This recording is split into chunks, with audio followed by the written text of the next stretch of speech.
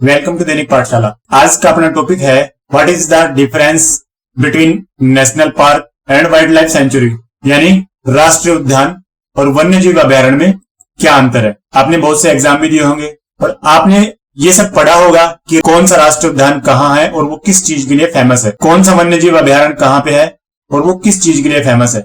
जैसे एक सींग वाले गेंडे के लिए फेमस है काजीरंगा राष्ट्रीय उद्यान जो असम में है, गिरी वन्य जीव अभयारण्य जो गुजरात में है वो एशियाटिक टाइगर के लिए फेमस है। तो ये चीजें आपको याद है, लेकिन क्या आपने ये अभी तक पढ़ा है कि what is the difference between national park and wild life sanctuary, यानी कि राष्ट्रीय उद्यान और वन्य जीव अभयारण्य में अंतर क्या है। तो इस वीडियो में हम यही देखने वाले हैं कि राष्ट्रीय उद्यान और वन्य जीव अभयारण्य में क्या अंतर है। टॉपिक शुरू करने से पहले दोस्तों मैं आपको एक बात बता दूं, ये बात आपको याद रखनी है कि राष्ट्रीय उद्यान और वन्य जीव अभयारण्य इनका दोनों का मोटिव और दोनों का उद्देश्य एक ही है कि लुप्त प्राय जो प्राणी हैं, जो जिनकी प्रजातियां अभी लुप्त होने के कगार पर है, ये राष्ट्रीय उद्यान और वन्य जीव अभयारण्य उनकी प्रजातियों को बचाने के लिए, यानी कि उन प्रजातियों का संरक्षण करने के लिए स्टेट गवर्नमेंट या सेंट्रल गवर्नमेंट के द्वारा बनाए जाते हैं। ये आपको याद रखना है, ठीक है। राष्ट्रीय उद्यान, तो दोस्तों राष्ट्रीय उद्यान में कोई भी व्यक्ति अपने जानवरों जैसे गाय, भैंस, भेड़, बकरी आदि को नहीं चरा सकता। होता क्या है, जैसे ग्रामीण क्षेत्र में किसान ज्यादा पशु रखते हैं और उनको चराने के लिए जंगलों की तरफ भी ले जाते हैं। नेशनल पार्क होते हैं, राष्ट्रीय उद्यान, उनमें आप गाय, भैंस, बैल, बकरी इनको नहीं चरा सकते, इनमें पूर्ण रूप से पाबंदी होती है। इसी के अपोजिट अगर बात करें वन्य जीव अभयारण्य की, तो दोस्तों वन्य जीव अभयारण्य में कोई भी अपने जानवरों को जैसे गाय, भैंस, भेड़, बकरी आदि को कुछ समय के लिए चराने के लिए ले जा सकते हैं, लेकिन उसके ऊपर एक पाबंदी होती है, एक कुछ रूल होते हैं कि आप इतने से इतने टाइम के अंदर आप अपने जानवरों को यहाँ पे चरा सकते हैं, उसके बाद में आपको यहाँ से जाना होगा, यानी आप वहां पे अपने जानवरों को परमानेंट नहीं रह सकते। तो ये पहला डिफरेंस है नेशनल पार्क में और वाइल्ड लाइफ सेंचुरी में। उसके बाद में अगला है कि राष्ट्रीय उद्यान में ना तो कोई पर्यटक घूमने जा सकता है और ना ही वहां पे निवास कर सकता है। इसी के अपोजिट अगर बात करें वन्य जीव अभयारण्य की, तो दोस्तों वन्य जीव अभयारण्य में रहने पर पाबंदी है, जैसा कि राष्ट्रीय उद्यान में भी ना रह सकते हैं और ना घूमने जा सकते हैं, लेकिन थोड़ी ढील दी गई है। वन्य जीव अभयारण्य में पर्यटक वहां पे घूमने जा सकते हैं, लेकिन वहां पे निवास नहीं कर सकते, परमानेंट नहीं रह सकते और ना ही किसी प्रकार का कोई शिकार कर सकते हैं आप। तो ये सब पाबंदियां होती हैं राष्ट्रीय उद्यान और वन्य जीव अभयारण्य में। उसके बाद में नेक्स्ट है अगला कि राष्ट्रीय उद्यान ज्यादा सुरक्षित होते हैं। अब ये ज्यादा सुरक्षित क्यों होते हैं?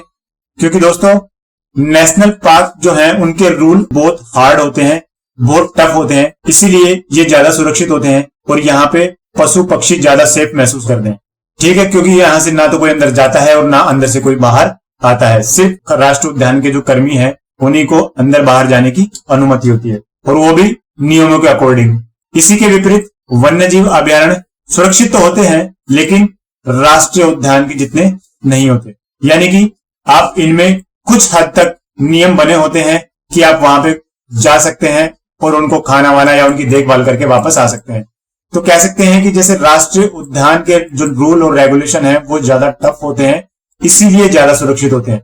इसी के अपोजिट वन्य जीव अभयारण्य के नियम जो हैं वो थोड़े से कम सख्त होते हैं और इसीलिए सुरक्षित तो होते हैं लेकिन ये थोड़े कम सुरक्षित होते हैं। अगला अंतर है कि राष्ट्रीय उद्यान को वन्य जीव अभयारण्य में बदला नहीं जा सकता, यानी कि मैंने बताया कि राष्ट्रीय उद्यान जो है वो एक बड़ा क्षेत्र होता है, इसके विपरीत वन्य जीव अभयारण्य जो है उनको राष्ट्रीय उद्यान में बदला जा सकता है।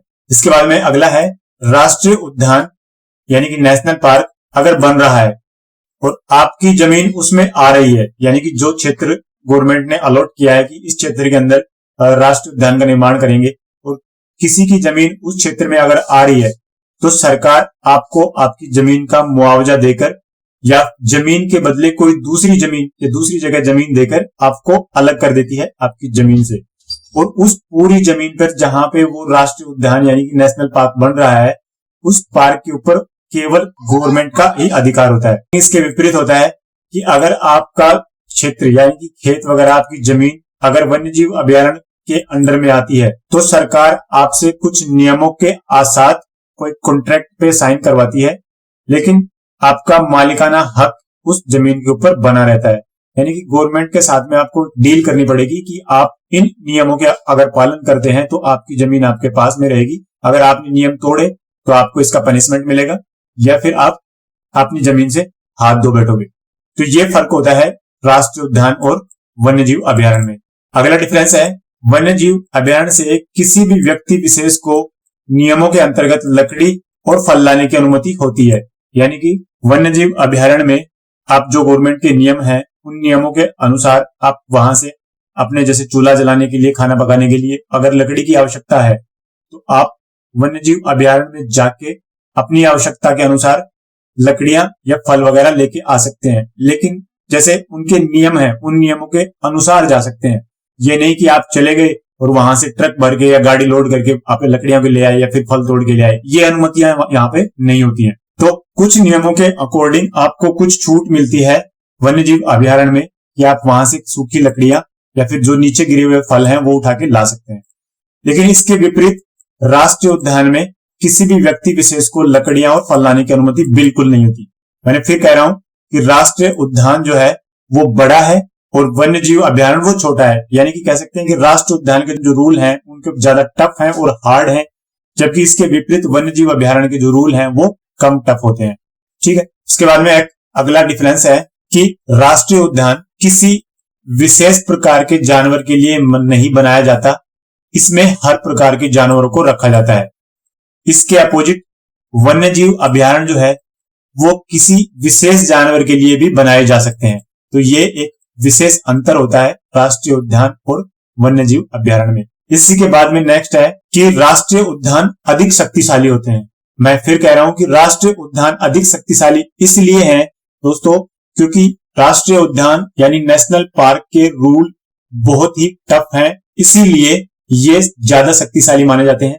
इसी के विपरीत अगर बात करें वाइल्ड लाइफ सेंचुरी की यानी वन्यजीव अभयारण्य की, तो वन्यजीव अभयारण्य जो है वो राष्ट्रीय उद्यान की तुलना में कम शक्तिशाली होते हैं, क्योंकि यहाँ पे आम नागरिक को, पर्यटकों को कुछ नियमों के अनुसार छूट दी जाती है कि आप वहां पे भ्रमण कर सकते हैं, लेकिन वो नियमों के अकॉर्डिंग। वहां से आपको आवश्यकता अनुसार जैसे चूल्हा जलाने के लिए, खाना पकाने के लिए लकड़ी चाहिए तो लकड़ी ला सकते हैं आप। तो ये कुछ नियम दिए होते हैं, छूट मिलती है नियमों के अनुसार, तो लोग वहां पे वन्यजीव अभयारण्य में घूमने भी जा सकते हैं और वन्यजीवों को देखने के लिए भी जा सकते हैं।